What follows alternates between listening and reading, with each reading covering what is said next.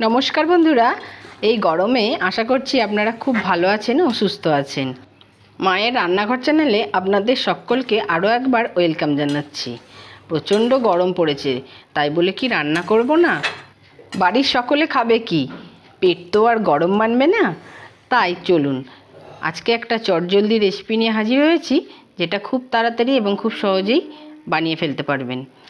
আর যারা আমার চ্যানেলে নতুন, সেই বন্ধুদেরকে রিকোয়েস্ট করছি আমার চ্যানেলটা সাবস্ক্রাইব করে আমার পাশে থাকবেন। তো চলুন কিভাবে বানিয়েছি আমি মাছের মাথা দিয়ে মুগ ডাল রেসিপি, সেটা দেখে নেওয়া যাক। প্রথমেই আমি নিয়েছি এই বাটির এক বাটির থেকে একটু কম মুগ ডাল। আর মুগ ডালটাকে কাঁচা ভেজে নিতে হয় ধোয়ার আগে। আমি কড়াইটা গরম হয়ে গেলে মুগ ডালটা দিয়ে দিলাম আর মুগ ডালটাকে ভেজে নেব। না হলে মুগ ডাল থেকে একটা কাঁচা গন্ধ বের হয়, তার জন্য মুগ ডালটাকে ভেজে নেওয়া। কিছুক্ষণ নেড়ে চেড়ে ভাজার পর দেখবেন একটু কালারটা অন্য হয়ে গেছে, তখন আমি এর মধ্যে দিয়ে দেব জল। জলটা কিছুক্ষণ ফুটে গেলেই দেখবেন এর মধ্যে থেকে ফেনা ফেনা বেরিয়েছে। তো এগুলোকে আমি তুলে ফেলে দেব। এবার এর মধ্যে দিয়ে দেব লবণ। লবণটা দিয়ে আমি খুব ভালো করে মিশিয়ে নিলাম। এবার এটাকে ঢাকা দিয়ে 10 মিনিট রান্না করে নেব, যতক্ষণ না পর্যন্ত ডালটা সিদ্ধ হচ্ছে। তো চলুন, আমার 10 মিনিট হয়ে গেছে। দেখুন ডালের মধ্যে জল একদমই নেই আর ডালটাও প্রায় সিদ্ধ হয়ে এসছে। আমি আপনাদেরকে একটু দেখিয়ে দিই। 80% সিদ্ধ হয়েই গেছে, আর অল্প একটু সিদ্ধ হলেই হয়ে যাবে। এবার আমি এই ডালটাকে একটা পাত্রের মধ্যে ঢেলে নেব। আর এখানে আমি মাছের মাথাগুলোকে ভেঙে নিয়েছি, আর এর মধ্যে দিয়ে দিলাম লবণ আর দিয়ে দিলাম হলুদ। এবার লবণ আর হলুদটাকে আমি খুব ভালো করে মাখিয়ে নেব। এখানে আমি কাতলা মাছের মাথা নিয়েছি আর মাথাগুলোকে আমি ভেঙে নিয়েছি, নালে ভাঙতে পরে অসুবিধা হবে বলে। চলুন, লবণ আর হলুদটা মাখিয়ে এবার এটাকে রেখে দিলাম। আর অপর দিকে গ্যাসের মধ্যে কড়াটা বসিয়ে দিয়েছি আর দিয়ে দিয়েছি সর্ষের তেল। তেলটা গরম হয়ে গেলে আমি এই ভেঙে রাখা মাছের মাথাগুলো একটা একটা করে দিয়ে ভেজে নেব।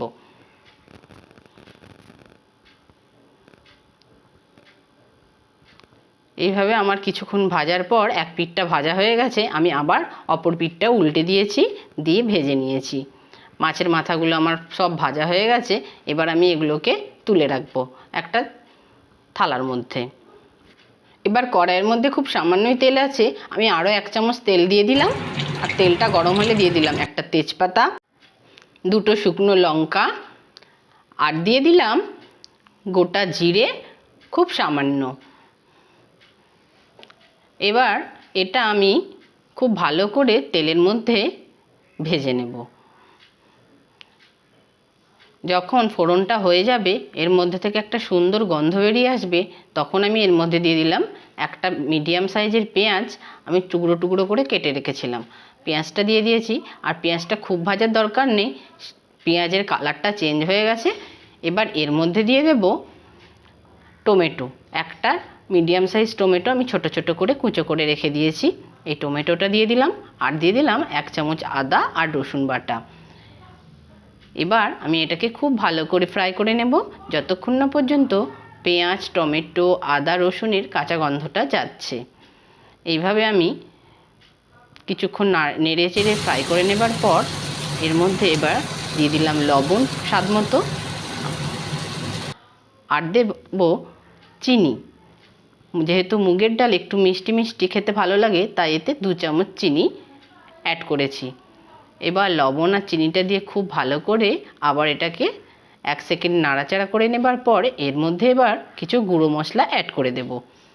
দিয়ে দিলাম 1 চামচ হলুদ গুঁড়ো, দিয়ে দিলাম 1 চামচ লঙ্কা গুঁড়ো, আর দিলাম জিরে গুঁড়ো 1/2 চামচ। এবার এই গুঁড়ো মশলাটাকে পেঁয়াজ, টমেটো, আদা, রসুন বাটার সঙ্গে খুব ভালো করে কষিয়ে নিতে হবে। এইভাবে 1 সেকেন্ড কষিয়ে নেবার পর দেখুন মশলাটা আমার প্রায় হয়েই এসছে।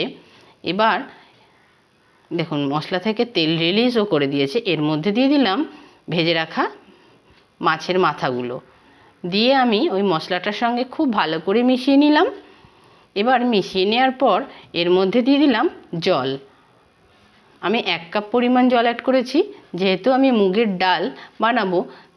তো এই গরমের দিনে এমন একটি রেসিপি বানাবো যেটা দিয়ে 1 থালা ভাত উঠে যাবে। বেশি পদ রান্না করতে তো অসম্ভব।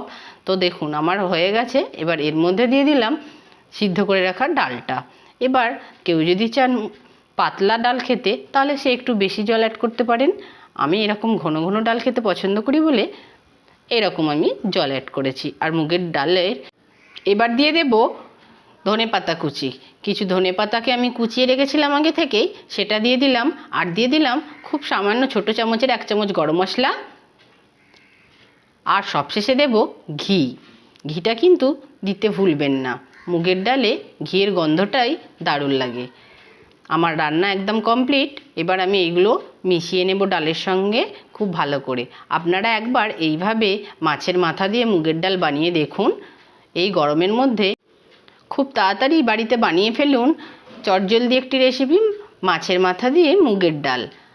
আর আমার রেসিপিটি কেমন হয়েছে আমাকে কমেন্ট করতে কিন্তু ভুলবেন না।